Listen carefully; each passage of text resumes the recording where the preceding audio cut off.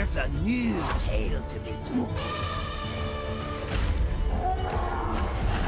This is the 2017 Hearthstone Summer Championship. Got another matchup coming up right for you right now. It's going to be Wuya versus Purple. Both players looking ready to go. Let's do this! Purple versus Wuya! I knew exactly what he was. I kind of pseudo-prepared for him.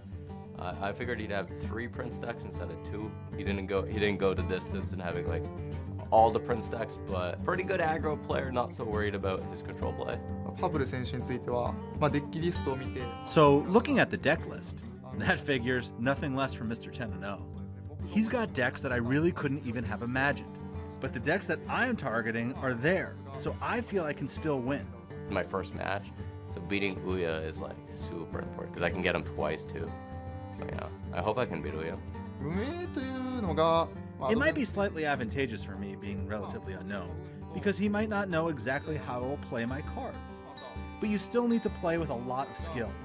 It's really about whether he can adapt to my style of play. Purple versus Wuya! Ready, set, go! We're going to be getting ready to go into that match very, very soon indeed. I'm Raven. Joining me is, of course, Sottle, as always. We're going to give you a little bit of an update on some of the matches we've been seeing off stream as well. We had checked in with them a little bit earlier. I think they've progressed a little bit more now. So let's see what they've got going here. Yeah, it's yay tears for North America, taking an early lead 1-0 over Surrender. Empanizado, TJ's pick, is 1-0 over Coco Sasa right now. And don't worry, if you're a fan of any of these players, everyone will be on stream at least once. You will have the chance to follow your favorite player. Yeah, and it's great just seeing here already. The matches are sort of being fleshed out a little bit. We can see Jason Zhou earlier has took a win for China, which is going to be very good. A win for himself, of course, but having China just get off to a good start is very, very strong indeed.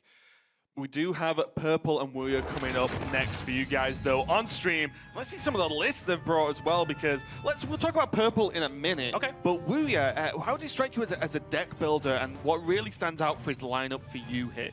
So both of these players have fairly standard stuff with just a disagreement over what the 4th deck is, right? Like the top 3 decks, they both clearly agree on that. Druid, Highlander, Priest, Tempo, Rogue. But then Ouya has this mid-range Demon Warlock, as we're calling it, which, you know, is it a Zoo? Is it a Blood Reaver Gul'dan deck? Is it a mid-range deck? You know, it's got a bunch of Zoo cards in there, but then it curves way higher with the with the Lich King and so on. Yes. Pushing through to that 10-mana turn, reviving all your demons from Blood Imps all the way up the curve. Well, let's not wait any longer. Game 1 of this match, Purple versus Wuya. It's going to be a Rogue Mirror. And this Rogue deck, or just Tempo Rogue in general, what do you think about this deck? Because for me, it's one of the most intricate lists to play. We did see in the previous series, sometimes you just get Keleseth and Van Cleef on the board and kill them. But when it doesn't go like that, the deck is very complex. I'm a little bit annoyed that this deck is so strong right now, because this has always kind of been my hipster deck, Tempo Rogue. It's like the deck that I really enjoy playing. As a hipster soul. Right, that I got like, you know, I would put in really strong win rates with, but no one else is really playing. It was a fun deck that I could fall back on every now and again when I wanted to play something a little bit different. Well, now it's arguably the best deck in the format, so everyone's on the Tempo Rogue hype train. And speaking of blowout openings, you said sometimes you have Keleseth and Van Cleef in your opening hand. Well, we're going to see Keleseth going up against Van Cleef here, and that's actually very important because the only way you beat this Keleseth start as the opposing rogue is to just tempo out and go face as hard as you possibly can. You know what helps you do that, Raven? A 6-6 on turn 2.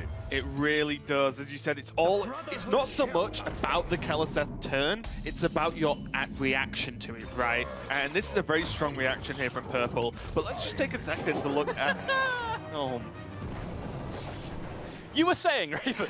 I don't even know what to say anymore, to be honest. I was going to say, take a second to look at the reactions from both players as well. You know, Wuya was just happy, laughing. He's a very fun guy. We were hanging out with him the other day. Yeah. It's a lot of fun, very happy guy in general. So he was obviously excited about the Keleseth. Purple sort of rolled his eyes, but just laughed, because I think that really shows Purple's experience in Hearthstone and tournament play. He's like, this can happen, this has happened.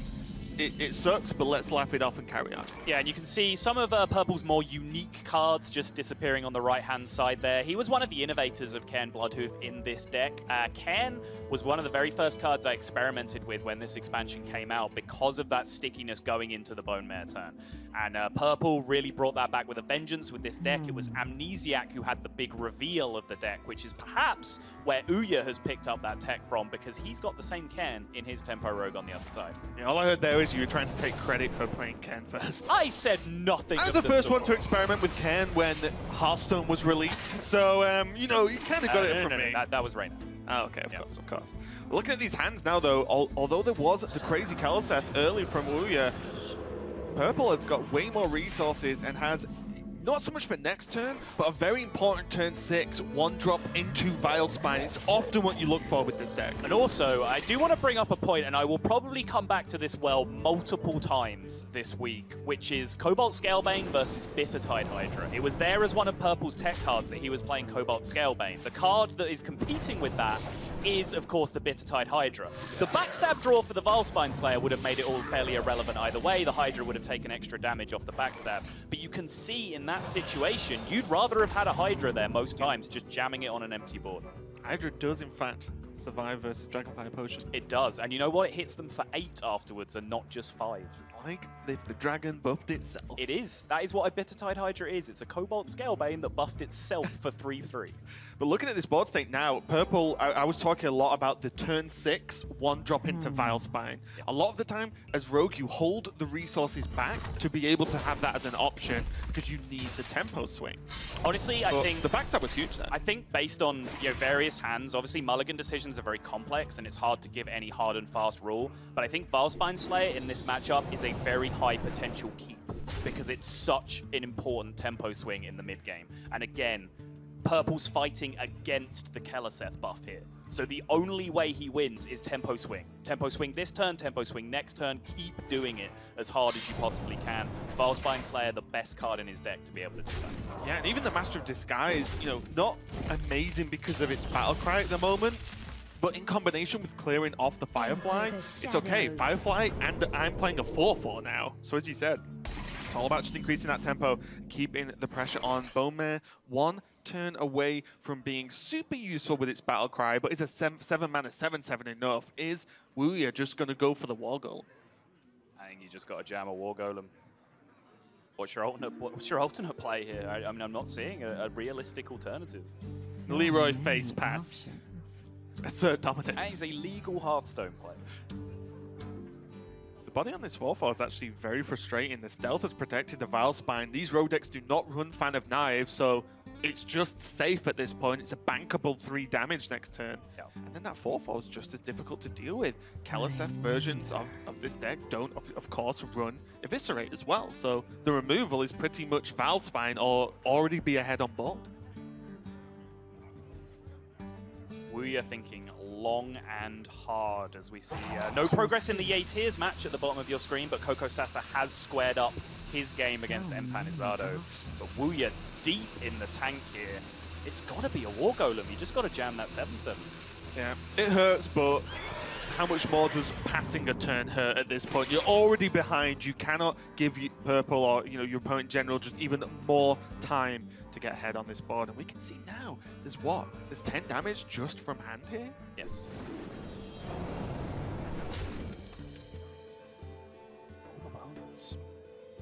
Not going to get too much value out of Purple's deck, I don't believe. Combo activator at this point. Oh, just something cheeky to get use from that preparation. There actually isn't a lot of spells in this deck. It's very, very minion based. Just needs to ration out his damage here, honestly. Like, he has the threat of damage coming back the other way, or Bone Mare landing on this Bone Mare, but apart from that, he can just push all the damage that he wants just straight to face and set up his Leroy win condition or his SO7, whatever he wants to do. Probably, I think, just trying to work out how much value there is in killing this 7/7. He is afraid of, as you said, that second Bone Mare, because then that becomes a problem. There is no Vile Spine in hand for Purple and no Shadow Step to bounce the one on board back. So now, very much, this reminds me of the Zoo play, right? In the Zoo mirror, you pretty much just killed whatever your opponent played and kept as many minions on the board as you could. Choosing to hold the dagger, his damage ration in hand right now, Leroy South Sea deck hand, and then he's going into an 8-mana turn, means that he would have had the 2 mana available to re-dagger. He has, what, 7, 9, 12, 15 pushing on board right now, so yeah, the swing from the dagger doesn't seem to be relevant in terms of getting lethal, so just hold on to it for utility. And it opens up just being able to play Swashbuckler for a start, you know, just to see, like, I'll drop this down, see what I get, and then you can still make the push if required. But that's going to be it. Purple. We were looking right at the beginning that Keleseth, Shadow Step, Keleseth, Purple had a strong answer. Yeah. And you've already put in a lot of resources into that Keleseth play. Yes. And if you can't keep up with it, that's what happens. And Purple takes game 1. Yeah, it's tempo. It's a tempo matchup, and it doesn't matter how big your minions are. Of course, having additional stats on your minion is a slight tempo boost, right? That's what stats are in essence, but the SI7 agents, the Vile Spine Slayers, Big Bang Cleaves, those, to me, are actually more important in the matchup than just Shadow Stepping Prince a bunch of times. Of course, that improves your win rate, but it's not the be-all and end-all of the matchup. No, of course. And Purple, a player who is sort of come in and out of Hearthstone in terms of his competitive play, but when he does focus and when he does play, he does not mess around. It is very, very important to him. People say I'm the favorite to win the tournament. I mean, who said I was good at Hearthstone? Oh, I don't think I'm that good. I'm over the hill. I'm 26. I'm washed. Going into it, 2015 World Championships, I was uncontestably the best player in the world, basically. And sucked at the game. I brought some stupid decks and I lost. Oh, goodness! Oh, man. That is it. Ping Ping Ho is going to win 3-1 over the America's champion, Purple. I kind of took the last year and a half off competitive hours and I didn't try too hard. I started working at it again like 2 months ago, 3 months ago. I'm very different as a Hearthstone player than I used to be. I used to focus too much on little details and I don't overthink too many things, just hit people in the face. 10-0 for Purple, didn't drop a match. Absolutely amazing play from Purple. My Hearthstone career won't be complete until I get my first World Championship. I'll probably retire as soon as I get it. Thinking this might be my last go at the World Championship. Okay, so hearing from Purple, he thinks he's bad at the game and he thinks he's past it in terms of age. I don't really want to apply any of that to myself because if he's bad and he's too old, I am older and significantly worse than Purple, so I should just quit now, I guess. Same. Yeah. I feel like we've been lied to because Purple told us he's going to keep going until he gets not until he wins the World Championship, but until he finishes second twice. That is his goal as a Hearthstone He player. wants something no one has got, but someone's won before, so that's no fun. Second place twice, but no, he is, of course, chasing that World Championship title. But first, he has to get there. Stage 1, beat Wuya in this game. And it's going to be Priest versus the Warlock. And already you may see a card on screen. It's not one you were too familiar with. This Blood Fury Potion. What does this card do for Warlock? +3 attack, and if it's landing on a friendly demon, also +3 health is the function of the card. But more importantly, we can see why Wuya is such a fan of putting princes in his deck, because he draws them on the correct turn. Clearly, Wuya is playing the quest version of this deck, where you start your hand with Keleseth. And then Are we going to do the admirable thing? Well, I didn't call it the name. Sure. So I'll let him have that later on. Fine. But still, this is a good start for Wuya. And a small advantage of the Keleseth in Warlock is that you don't pile tons of resources into playing Keleseth. You just play it, and then you can draw with your hero powers. Yeah, you don't run out of cards, basically. Right, yeah.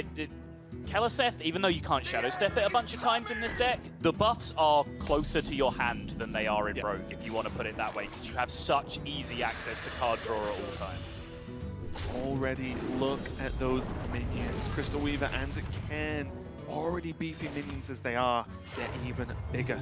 And let's pay a little bit of housekeeping to Purple's rather unique build of Priest here as well. You can see the Gadgetzan Auctioneer has come into hand, and that is a nod to more and more players now just saying, you know what, This Priest started off pretending to be a control deck. It's not a control deck, it's a combo deck. That is its goal. It wants to assemble combo pieces and just burst you down from huge life totals. Gadgetzan Auctioneer, a classical inclusion in any combo deck going back very, very far into Hearthstone's history. Yeah, Purple's made it work, and Purple's a very outspoken guy, especially when we're interviewing him. He had definitely a lot to say on a lot of different topics. But one thing is how he likes to mess with people and how that works in-game. I keep a card in my opening hand and I highlight it over and over again. Just a random card. And if your opponent's paying attention, they're gonna track a card that's been there since your opening hand. You can just mess with people, and it's great. Purple. Next level strats. Any card, it doesn't matter. I'm just going to mouse over it. And those levels of strategies work against good players, which is something he has to consider here. On ladder, might not be quite the same. Also, you have to be good at doing that thing, because bluffing badly actually gives away more information than, it gives away more real information than false information if the opponent can read your bluff correctly. So, and now he's just told everyone. That's true, yeah. Misplay. Calling it now, but in the meantime, Wuya has built quite the board of demons himself. Crystal Weaver giving him another buff on top of the Keleseth there as well, and it's looking a little bit scary for Purple. I know Purple was practicing this matchup with Amnesiac quite a lot, and he was saying that although he feels okay with it, sometimes if Warlock just gets that quick start, it can be just too quick, because the Priest deck is a Kazaka's deck, right? It has one specific, one set of unique cards, so you normally only have one answer that you need at any given time. Is that in the deck? Is it in the hand? That's what counts. But Kazaka's itself is a big, big card in this matchup. And the hits just keep on coming for Wuya at this point. Even if this board state were dealt with, he's got that dream curve that we were talking about earlier of the can into Bonejack Horseman coming out over the next couple of turns. Cool name. Thanks. The can, it's 5 attack because that Keleseth buff, which means it can be death. But the value of Cairn is it drops itself again, and then that version will be a 4-5. Much more difficult to deal with for Purple, and we'll see if that happens to be the play here, or if Wuya takes a slightly different approach. Does have Vicious Fledgling on the board, and I think he's got the read now as well that, well, Purple just doesn't have Dragonfire if he went for the Kazaka that turn.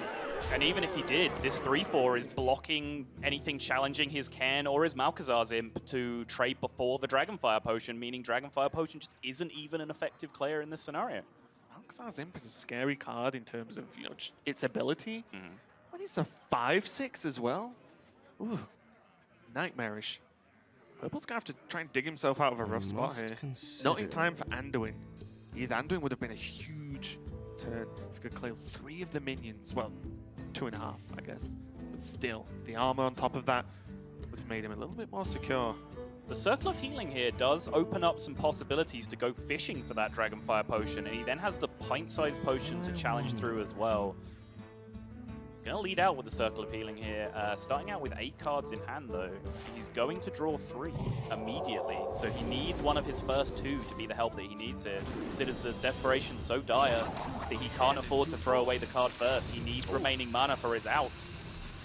Shame Shadow Visions went, that sort of fishing card would have been very important. Yeah, not enough on this turn though. No, that's true. It's more valuable if this turn gets dealt with.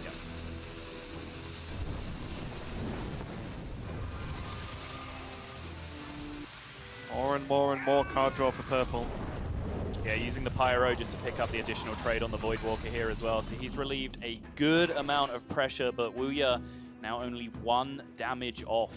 Yeah, and look at these. These are the standout cards. You could say Zoo, you could say Demon Lock, but it is a rare occurrence that you see these 3 cards in a deck. Normally you'd look at this graphic and go, oh, those are the 3 unplayable Warlock cards in the class, but no. I could add like 6 more cards to that graphic right now. There's a Mindbreaker in here. He's playing Lich King. There's the Cairn. Blood Reaver Gul'dan tops out the curve. None of those cards are given in a Zoo deck, mid-range Warlock deck, whatever you want to call it. This is an incredibly unique build from Wuya. Yeah, and already just from game 1, we'll see how it performs throughout the tournament, but through game 1, you can just clearly see how it works, right? The Keleseth obviously... Yeah, you draw Keleseth. It obviously helped, but you know, it's a very much Zoo mentality, but just a bit beefier minions later game, as opposed to, curving out at 5 and stopping.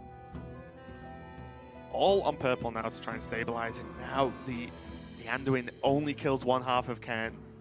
Yeah, and it's not a huge play from Wuya. It's a play that you expect to be made at this level, but he didn't just jam the bone there, because then he gets punished by Anduin. He just throws the 4 attack minions on board that resist that.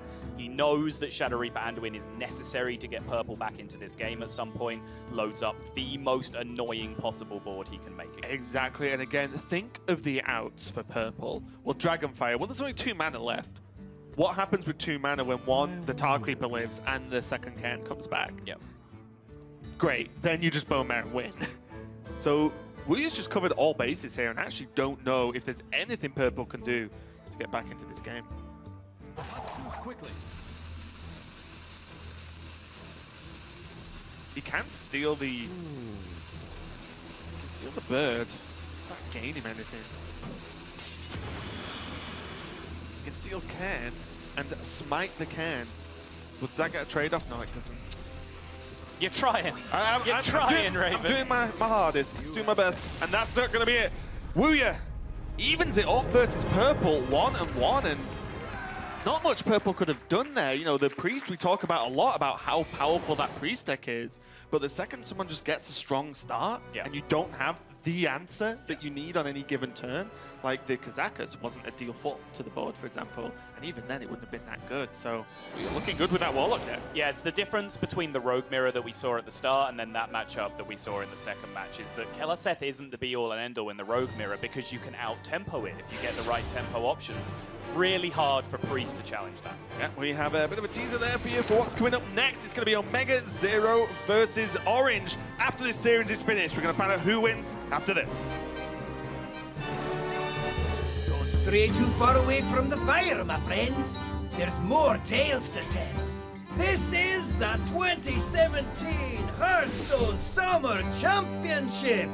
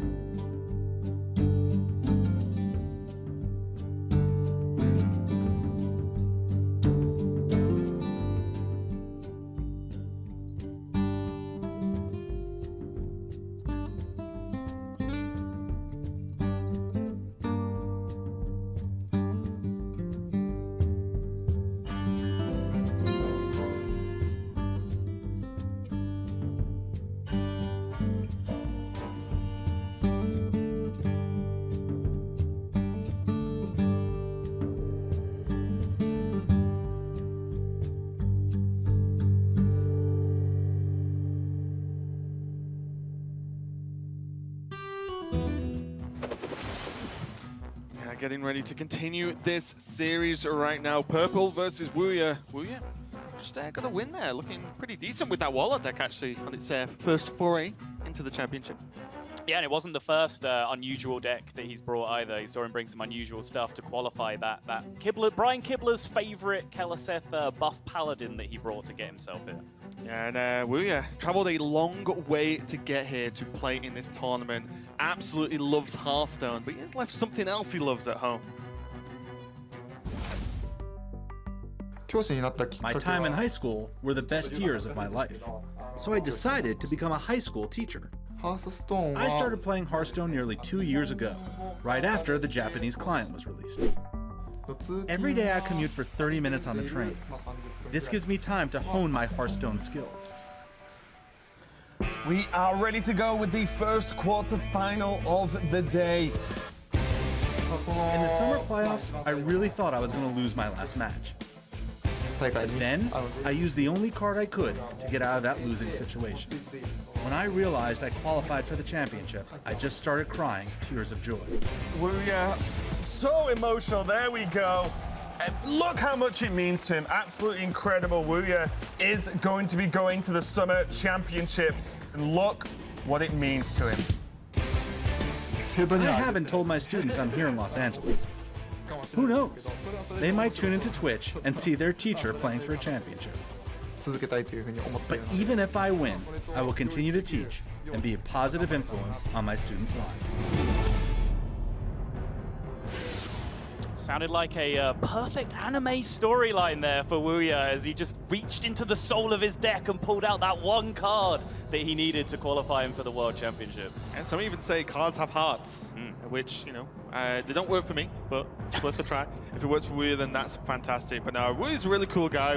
Hung out with him quite a bit, and just loves life. Just loves having fun. Loves being a teacher as well.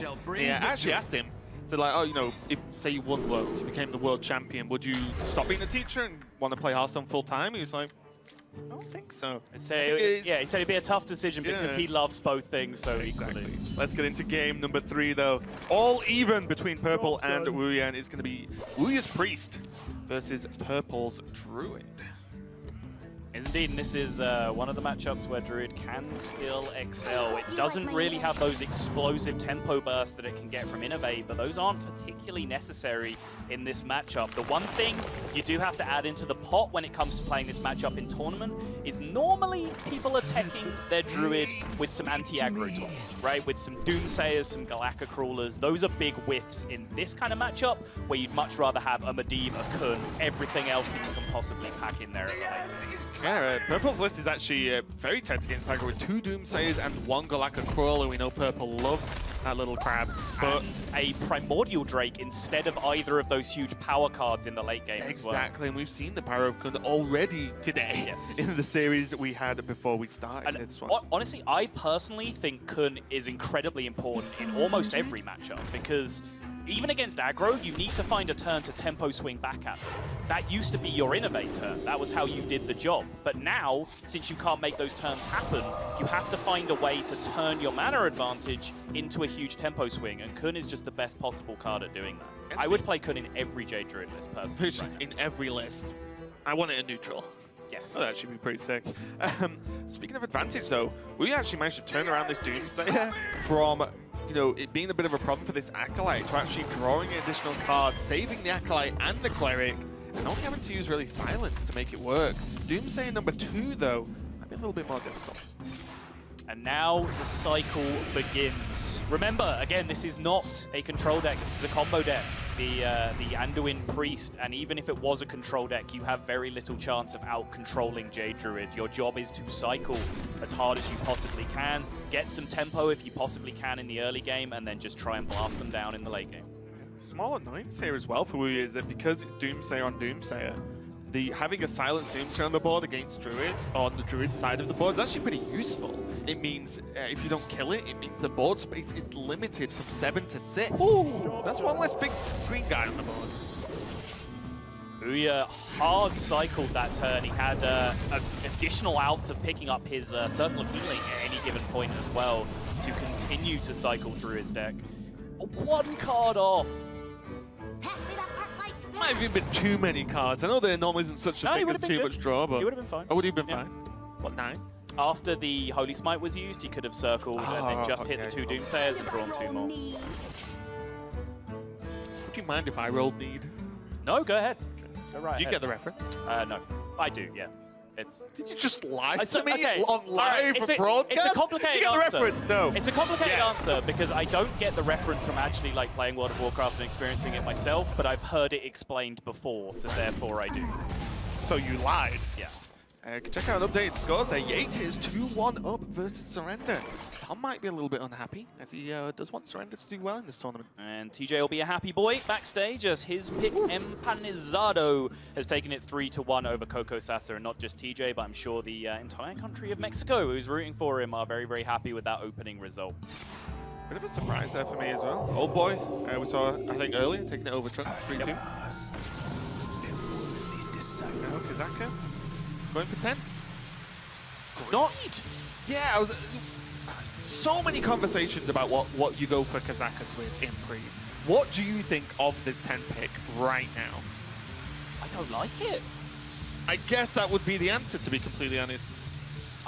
He's looking for a clear turn versus Druid. I can totally get down with the reasoning behind it, but honestly, the only time I find myself taking high mana potions with this deck is just to find card draw a lot of the time. Ooh. And never mind, he just wants to kill him. yeah, Wuya's hand doesn't really need a great deal of card draw right now. So I'm surprised that he went for the 10. He did get a great tempo swing potion out of it, though, which, you know, if he's planning to play this matchup for a little bit of tempo, then sure, might work out for him. What's important here is what I've found in this matchup is you start to get afraid when Druid has this gain like 15 armor somehow. Like, that's the scary point, because although Priest can do an absurd amount of damage, an extra like 15, 18 armor takes you 1 to 2 turns longer to do it, and then Jades kill you in that time. It's a little bit scary, and already Purple is turning up the heat here.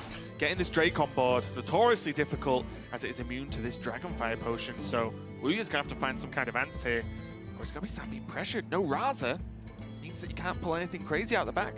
Hey, he does already have Felon, Mind Blast, and Anduin in hand, which means if he did pick up his Raza, he only has 11 cards left, so his chances of drawing Raza just incrementally improving every single turn. If he then took a 1-mana potion, that's an absurd amount of damage if you get the damage option off the 1-mana potion, and because there are less 1-mana options, you're more likely to get any given choice off the 1-mana potion than the other two. Yeah, and this has to hurt a little bit for Wuya. He's given the nod now, as you can see. He probably knows Purple's going to Ultimate Infestation next turn. There's been no real ramp from Purple for most of the game. He's played Jades, there are limited cards left in the deck, and he still had the coin. So having to play Anduin before it even can kill anything is very frustrating, but I think he had to go for it. Now we have to try and mitigate this push to survive an additional couple of turns here.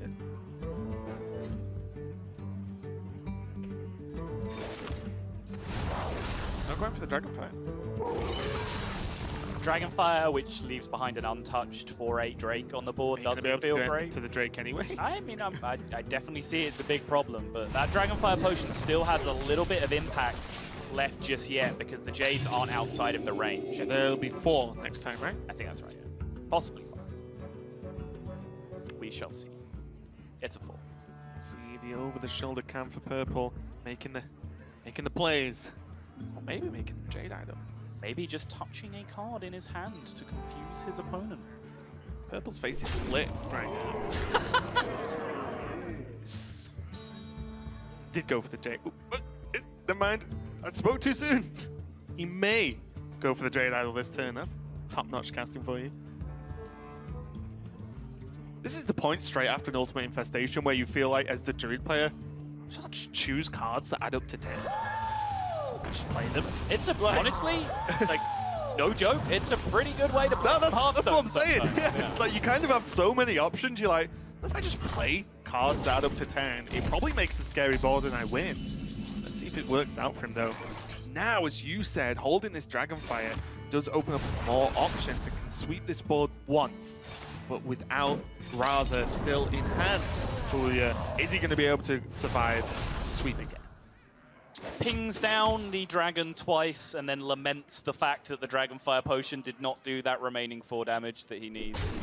And that means he's just going to keep chipping away for 4 more turn after turn for now. And the big Jades keep coming. The Dragonfire Potion has been used. The Anduin has hit the board. Is that 10 mana potion really going to do a lot for him this game? Not without hero powers, it's not. And currently without Raza. And I think this is the exact reason why Priest is just about being kept in check. In terms of it just being absurd power level. Games like this happen quite often, actually, where you don't draw one of the key cards. And we've seen how much Wuya is suffering from no Raza. Imagine if you had Raza on 5, 6, 7. Probably just be dead. This is a clear, though. The Orkanai was the best draw in his deck. Oh, this Orkanai gives him a Circle. clear. Orkanai Circle with 3 hero powers alongside it will clear this board. It was the only card in his deck that would enable him to have a turn this strong, I believe. Now, all on purple, and Wuya's wondering, what is your refill? I cleared twice. Do you have a 3rd refill? Because if it's only 1 minion, then Wuya has a great potion for that. Deal 8, summon an 8/8. Very true. By minion, I've survived another turn. Yep. Then surely with 8 cards left, 7 on the draw next turn, Raza has to just be a matter of time at this point. Vandal Nourish going to come out, leaving him with 3 at the end of the turn.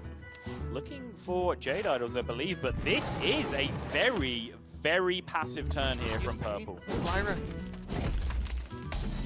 Purple's just given Wuya a way to get out of this game.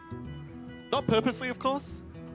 Well, more importantly, look where the hero power went. He drew the 2nd swipe, and then he ignored the 3/1 Orkanai on the board. Greater Healing Potion has been used. Anduin form is already active, which means A, the armor boost has gone, and B, the natural healing hero power has gone. So Purple says, you know what? You have no way left in your deck to heal right now. Well, drain life.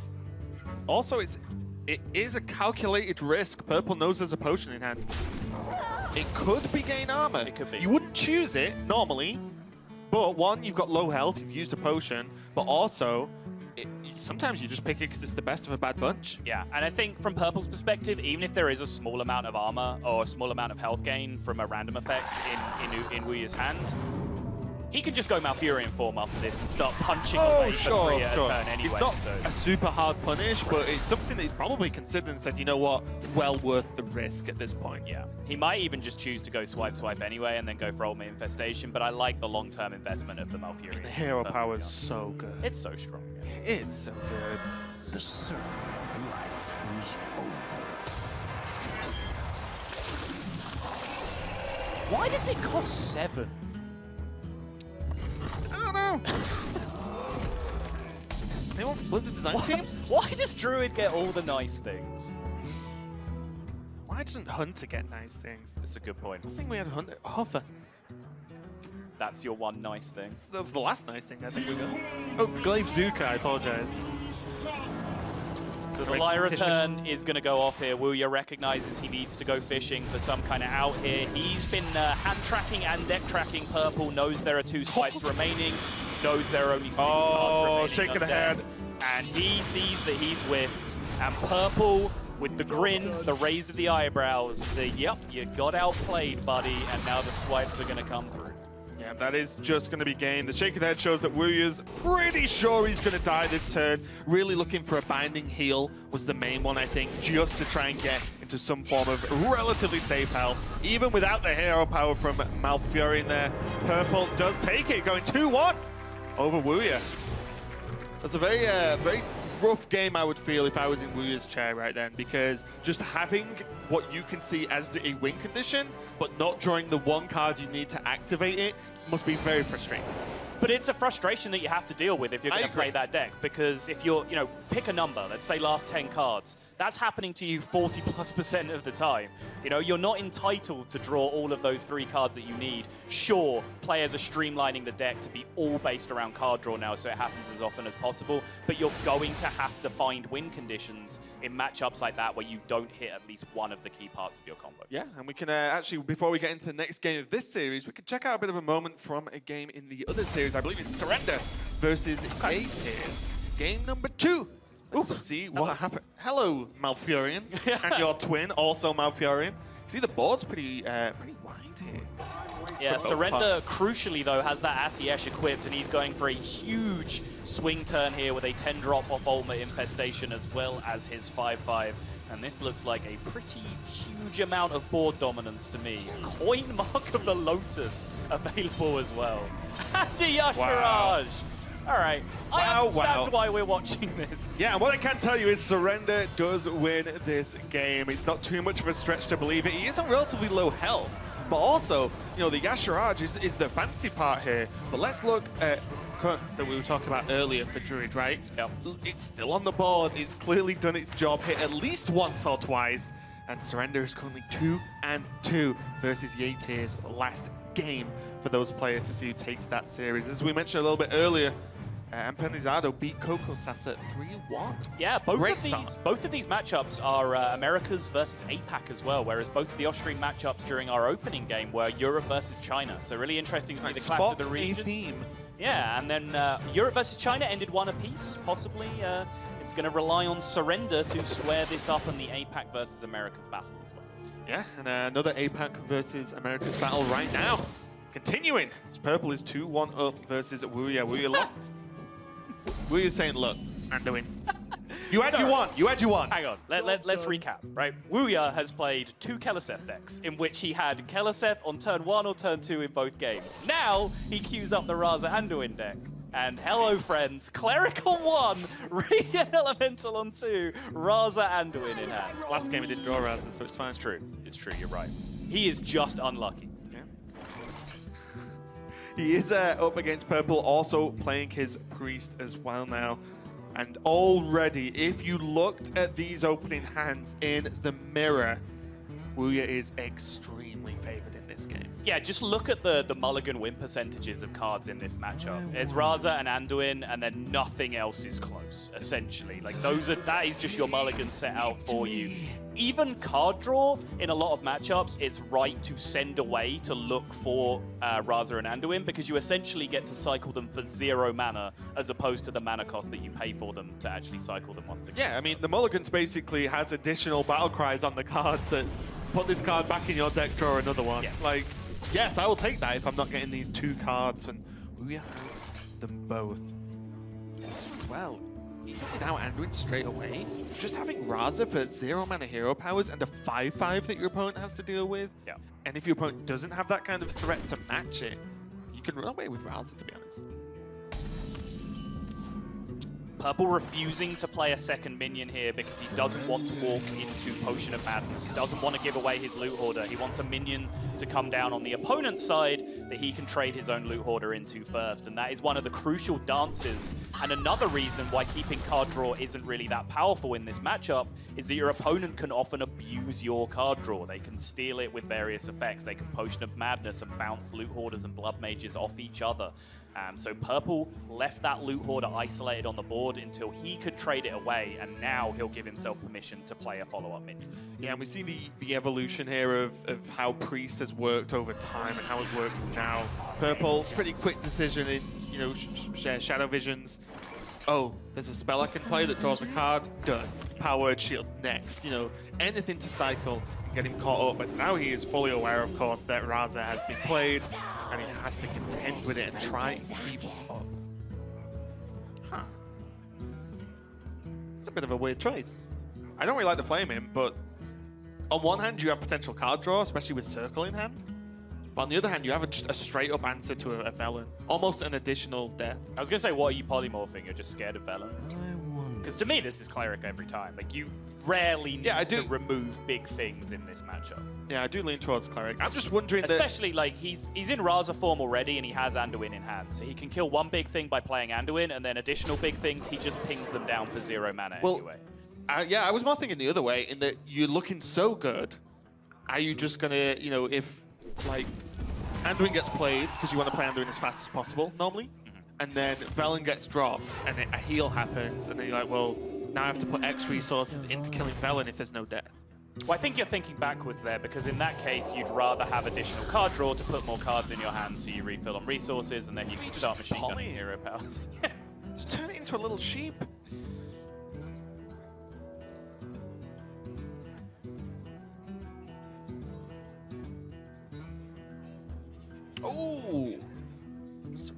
squared it up. Yeah. APAC won, Yeah, Americas won the match. Didn't square up the match, but Yeah, won the sorry. match. Yeah. Based on No, it's- what we were talking about before, he won his series, meaning that the rates are tied between APAC and Americas. Also, bear in mind, Surrender's team also already has a player that's going to Worlds. He would like to be number 2 Very on true. that team to be going as well. So. Also said it would be very amusing if his entire team made it apart from Zigzo. That would be very amusing. I can't really argue with that. We're just getting some card draw now. Not going for the Galaka. Doesn't want a Potion of Madness punish.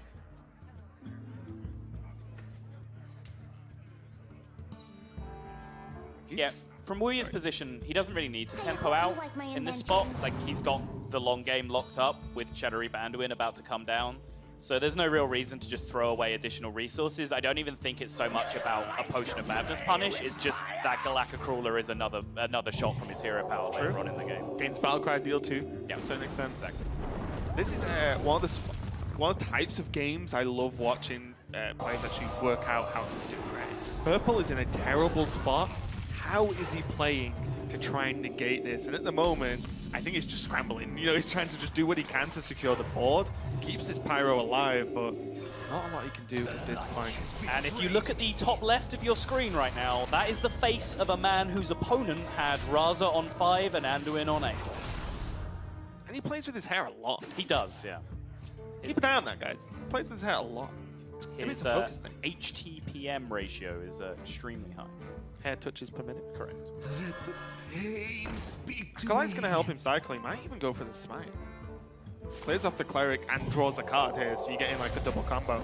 I've seen people smite their own acolyte Oh, to yeah. draw a card. So the fact that he can actually smite a minion, get some value off it, and psycho is absolutely huge. Now there is the Raza. Is it too little too late? It's worked out rather nicely. He's going to go Binding Heal, though, and full cycle his Acolyte, but he could have just gone with the coin into Raza there since the Raza came off the first draw, try and push some tempo, try and force some... Coined into Raza, heal the acolyte. Yes. Huh. Huh. Raven has a very strange look on his face right now, and I'm not quite sure what it means. It means that Acolyte's potentially more card draw going forward, or Purple's just happy at drawing the 3 and keeping the Pyromancer as healthy as possible. Yeah, again, it's card draw that your opponent can potentially manipulate is the downside. I like the play just because it gets a 5/5 on board and it asks your opponent a question, right? Like, not having a big threat on board allows Wuya to start just doing this. Just making the Ting go scrap all over his opponent's face. What? This is Series 1, Sol, for us casting together of 3 days. I've got plenty more, don't you worry about it.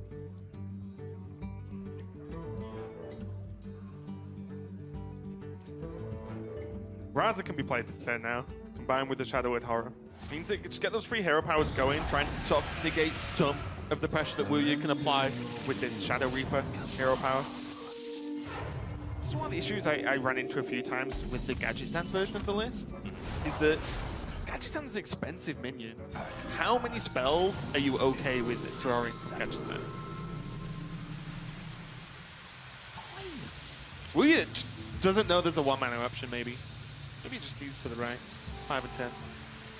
His hand is super low value at this point. It doesn't really do a great deal. Get lower! So maybe I can understand looking for card draw in this position. But I just love me some 1-mana potions. I think he just wants to, like, for example, he's taking a long time over this pick, but I just like summon 2.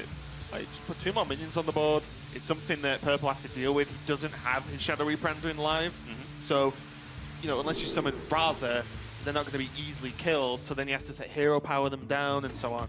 What did he go for in the end? 7 I was about to present Okay, the counter yeah. Or argument just kill them. for 7 armor because it really is just a race scenario in this point. You have both priests have the tools to deal with the opposing board just over and over and over. They can do it with their hero power if they want. If they do it with their hero power, that does help you win the race as well. But armor is just a straight up race tool that you can use to your advantage. I mentioned about how many cards you're trying to draw off Gadgetzan, but Gadgetzan Powered Shield is probably the most powerful combo in the deck.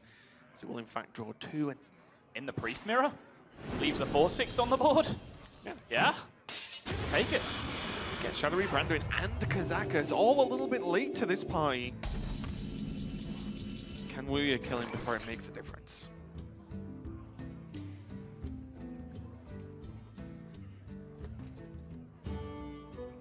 just needs Velen. Through Velen, all things are possible at this point. His hand is just the absolute stone Can we cold tell you cash exactly music. what Wuya's doing right now? Go I on. don't even have to look at his face. Shadowy thoughts. 100% going 2, 4, 6, 8, 10. He's a teacher. He's probably did this I way was going to quicker than I say, would. Raven, this guy is not only a teacher, he is a maths teacher. He does not have to count twos in single increments. Maybe it's algebra he specializes in. That's a fair point. Shadowy thoughts. 2 plus 2. What is it, Sol? 5. You didn't get it. I didn't.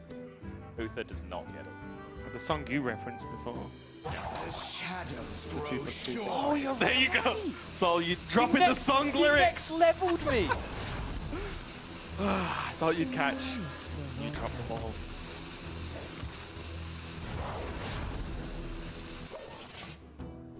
He just doesn't care about catches an auctioneer on the board now. He's like, I'm just going to kill you. You're on 14. Realistically, how much can you stabilize with only 10 mana per turn? But here's the thing now, from this point, Purple has assembled Raza Anduin, and he does have the Velen as well. He also has Velen's Spirit Lash. If things ever get messy, that is basically a Reno. Pretty much. What do you need, like 3 minions on board? Right, because Velen doubles the power of Spirit Lash and then redoubles damage the from Spirit healing that Lash, you get yeah. afterwards. Sorry, yes, correct.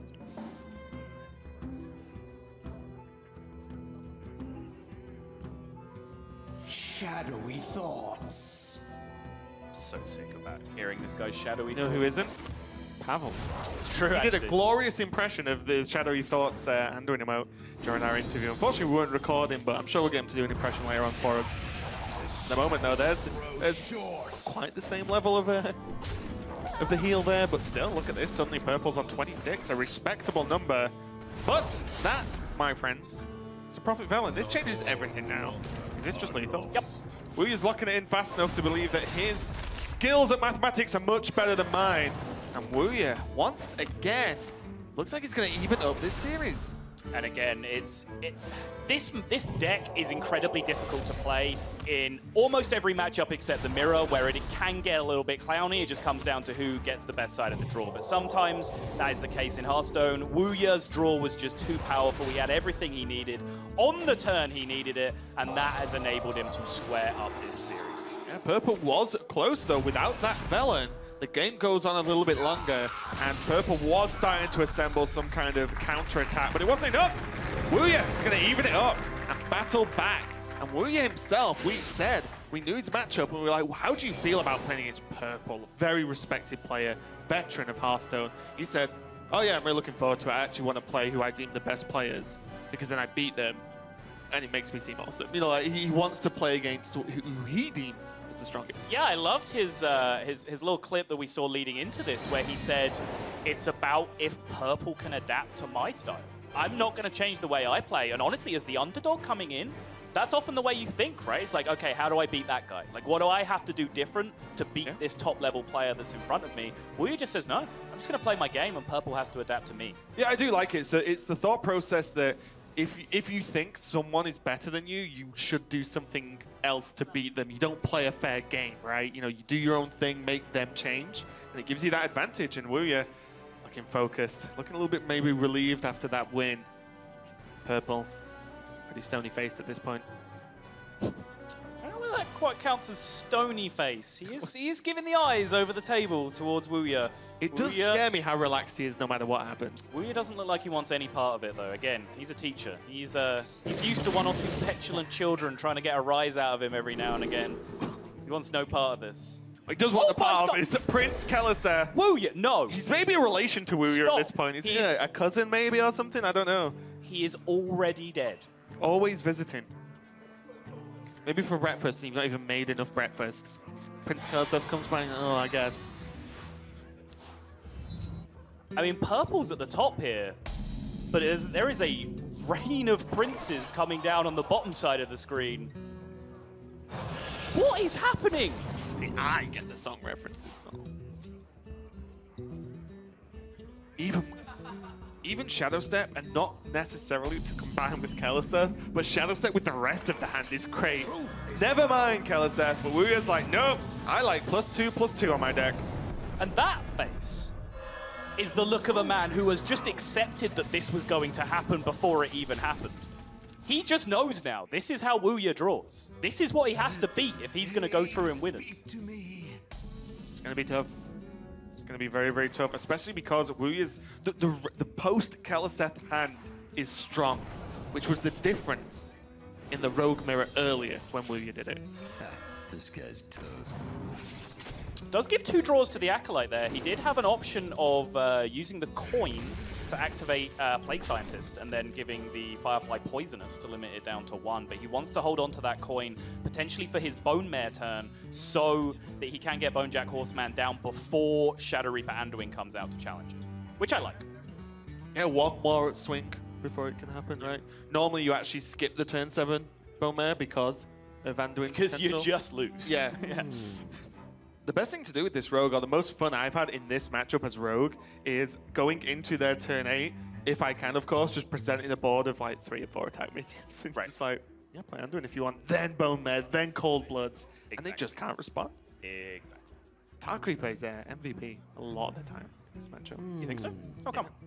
Well, it's just a minion that sticks on the board, and if you play in the Scalebanes, Cold Bloods, etc., it never often gets dealt with outside of Dragonfire and what else does, you know. So it just kind of goes under the radar, and then you buff it, and then they're dead. As mentioned before, I am a big fan of the Hydras in this deck over the Scalebanes. So to me, a minion sticking to the board isn't essential because I'll just jam a Hydra if you spend your whole turn killing my stuff. But that makes sense in, of course, if you are running the Scalebanes.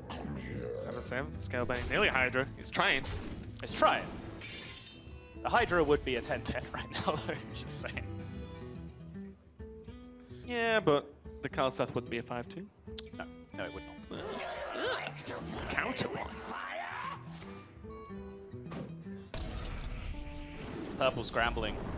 He's doing everything he possibly can in this position to just try and get some kind of foothold onto this board state. And now since the coin has been used, that does mean that Shadow Reaper Anduin can come down to potentially interact with that Bone Mare turn. Yeah, and I think we're going to see a good old skip on that Flame Elemental this turn. The plan will be going into turn 6 to Flame Elemental into Valspine Slayer.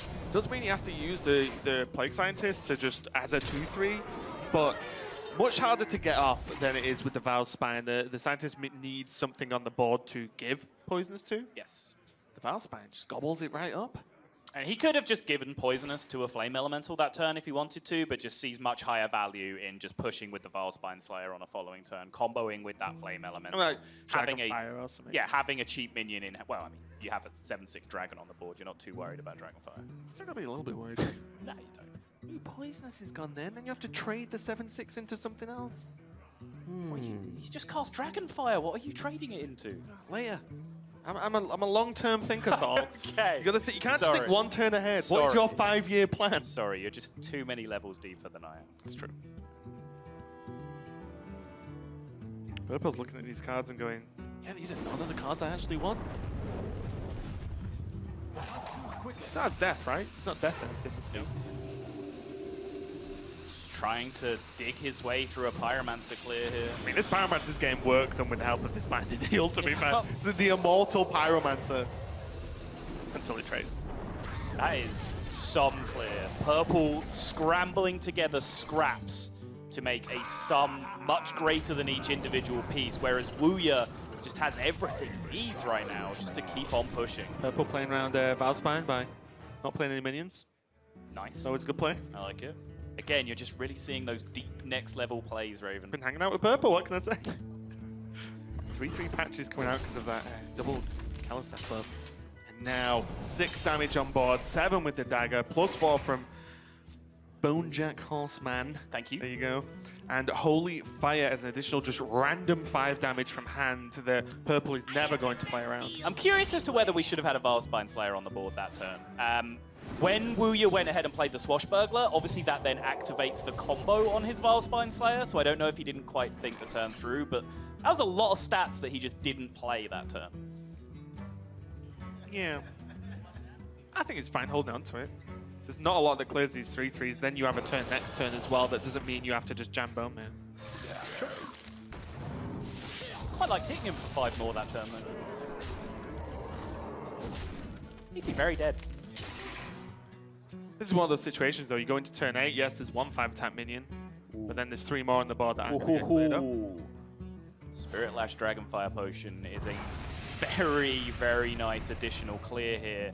And now, Wuya has no refill except to make 2 5-attack plus minions on this turn. Does he just deckhand pass? Just poke him for 4. I think Vilespine pass is more likely. Oh, set up a deckhand Bowman next turn? Right. Get the Anduin out. Oh, he's going to play. Okay, he's going to play the deckhand as a 4. This is fine. Well, if his opponent plays Anduin, he can't kill the deckhand anyway, so he's just he's banked 4 damage. So, just a better play than yours, to be honest. I agree.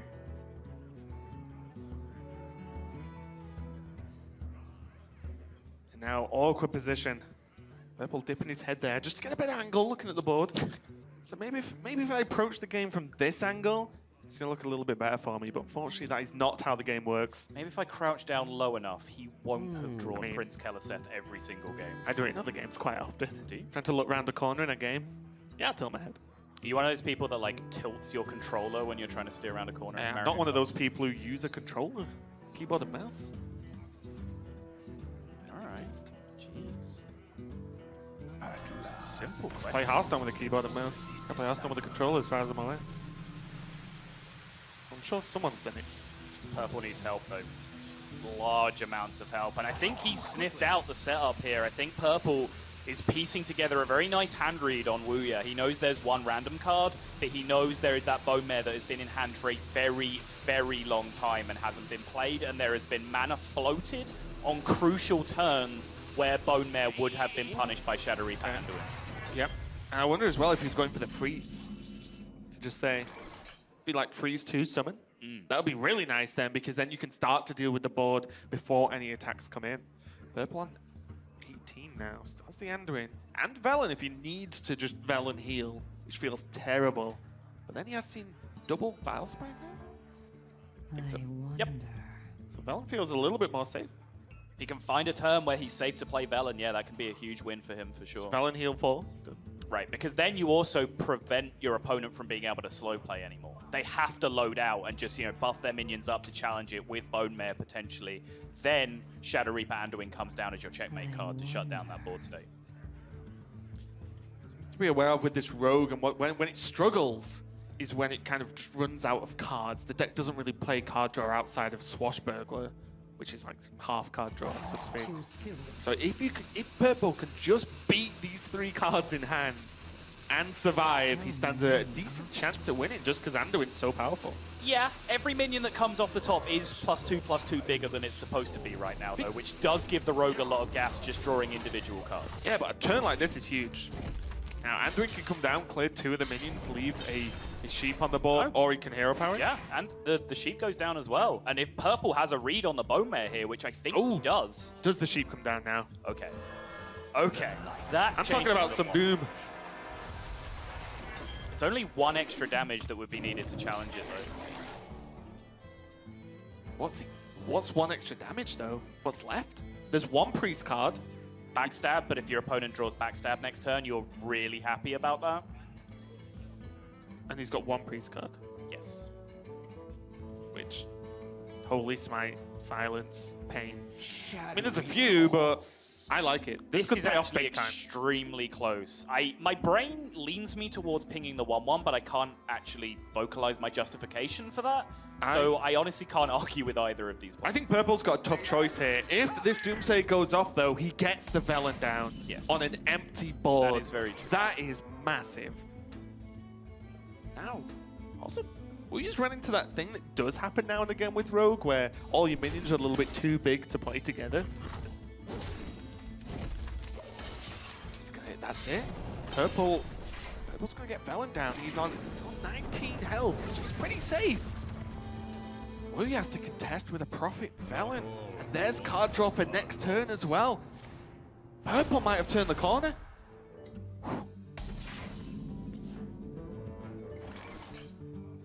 Firefly's going to help Wuya present some minions onto the board to help with Bowmare next turn. So that's something. Ooh. Well, that's not going to help. It's not the worst thing in the world if he does want to just really load out on targets, make sure Bone Mare can land. Does get the additional Firefly to spread out with. But he may just want to get additional value out of something much, much bigger than a Firefly at this point. Try and bounce the Bone Mare, for example. Leroy draw. Leroy, yeah.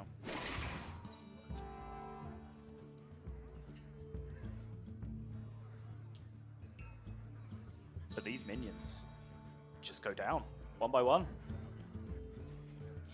That's why I like shadow stepping the Firefly. You've got to at least make them have something to clear your board. They just have to have a card, and then they clear your board in this It's so condition. frustrating. It's like, right. Oh, is he going to be able to clear? Oh, wait, I'll just count how many cards he has. Yep. Oh, yeah, he can clear. It's so frustrating. I just don't As the rogue. see how you intend to tempo out from this point unless you are completely tunneled on a Leroy win condition. I hope you like my invention. It's a tough shout. Even Leroy with the Shadow Step potion, or toxin, should I say? Well, you still can't Holy Fire that turn as well, so, So the you can't combine enough of these cards. All right, so now the Leroy comes out with 8 attack. You bounce it, you replay it with 6 attack. That's 14. And attack. Sorry? He's got +3 toxin. Yeah, I was just about to add that. So you replay it with 6 attack, that's 14. up. The dagger is 15, and then that second attack toxin is now 80. That needs to happen literally next draw. Yes. Showing the respect there for minions. Purple shakes his head. He traded the Velen with an instant shake of the head there. Did he mess up? Was the 7 damage more important to potentially kill his opponent next turn than not giving Wuya a target to Bone Mare? I think with how many cards... Oh, Purple's really deep in the tank. disappointed. Yeah, but with the cards Wuya's been holding on to here, they are things like Bone Mare, things like Cold Blood, for sure.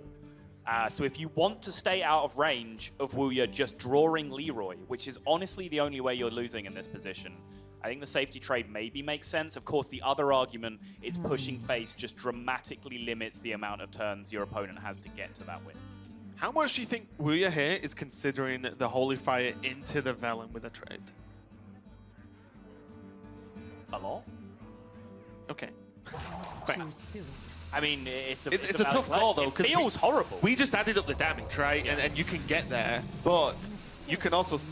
Oh, Wuya didn't attack first, missed some health there, 1 health, I believe, from that Holy Fire heal. So he could be on 24 now. Yep. Slight misstep there. These are high-pressure situations for these players. Both players there giving a bit of a shake of the head on their previous turns. Tension and the stakes getting to both of these players.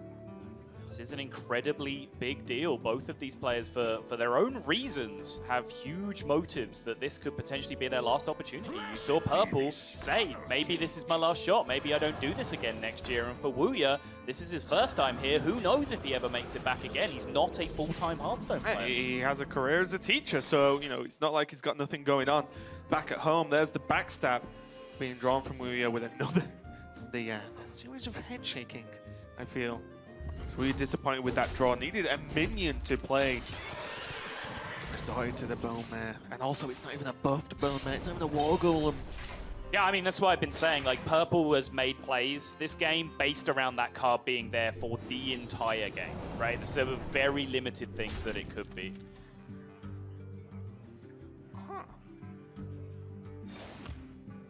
Just gonna ping away. It's a 5/5 if nothing else. Does 2 damage. I think it counts itself as a card played. Be sure. Play it, Purple. Let's find out. I actually played this card yesterday. I think I played it just as a 5/5. Okay. Other cards. Oh, okay. Thanks, production. You do a great job. Head in hands. Purple just saying, hey, do I want 2 damage here or do I want a 5/5 on board? And basically, the only difference this really makes is just random effects from the Rogue's decks. That's what you're playing around at this point. Because if you ping face, you have lethal every single time next turn anyway, unless they find some ridiculous way to heal. So this is what a player of Purple's skill goes through at this point, is how do I possibly stop myself from dying the majority of the time? Clears his own board, which A, plays around Spirit Lash being generated off a random effect, and B, heals himself up off the Priest of the Feast to play around Leroy burst combos. Really nice play, and that's going to be it. Close last game, but with a smile, Purple takes the victory over Wuya. Extremely close match there. What a way to kick off for at least us for our first cast. Let me try and paint this picture real quick, because that last game was, to me, a perfect example of what happened that series. Purple was scrambling together clears from wild pyromancers and pint-sized potions to answer these huge boards, whereas Wuya just had everything he needed every single game, and I really feel Purple has come out against a player who drew significantly better than him that series. Yeah, let's check out Group B now and how it looks. A high-powered winners match going to be played later on. Purple versus Jason Zhou. And then we have Armix versus Wuya in the elimination match for Group B. That's enough from us. Let's hear some more from Purple, who's with Throwdown. Actually, I didn't know. Purple, you're talking to me already. So why don't you just talk to me about what's running through your head right now after that crazy roller coaster series? I don't want to play against Prince decks anymore. I think a lot of people can agree with you, man. I think, you know, how did you stabilize your thoughts? Like, what were going through your head when Wuya had several games, pretty much the ideal opening hand in a lot of them? Yeah, so he nutted game one, but, well, he had Prince Shadow Step, but then he went on and drew, what, Cold Blood, Shadow Step, Leroy, exactly? And a backstab, too. Right, yeah, he just then draw minions. I was like, oh, I still win this game. The Zoo game, I was just like, this is a lot harder. I was just like scrambling. I didn't find a singular AoE in my top 15 cards. Felt bad. Then Priest Mirror, I'm just like, okay, I drew 26 cards, and his first 10 cards are just like better than my 26 cards, so it's just like, this is bullshit. But regrouped, and I was like, all right, let's just beat Prince Shadow Step easy. And I think when we look at the entire series, you're able to stay composed the entire time. Do you feel like that's a huge mental thing for you to overcome pretty much what many consider to be an unbeatable hand? You're able to make really good plays, really good reads all throughout the series. Do you think that gives you a lot of momentum? That's what you saw. I was about to flip the computer. Well, it looks like everything's working out here. Congratulations, Purple, on a great series. We're going to send it back to the guys at the desk. Thanks a lot, Dan. Always wise words there from Purple, but a very, very strong performance. Those games were hard, especially for Purple, based on those opening draws from Wuya. Yeah, I mean, Salt has nothing to do with that. You know, every word he said there was accurate, even the bit about the cow excrement, but we'll gloss over that. Good job. Yeah. We'll gloss over it by mentioning it. Works every time. But yeah, absolutely amazing series. And all the matches so far today, I think -1, have gone 3-2. Yes. So all of these matches extremely close.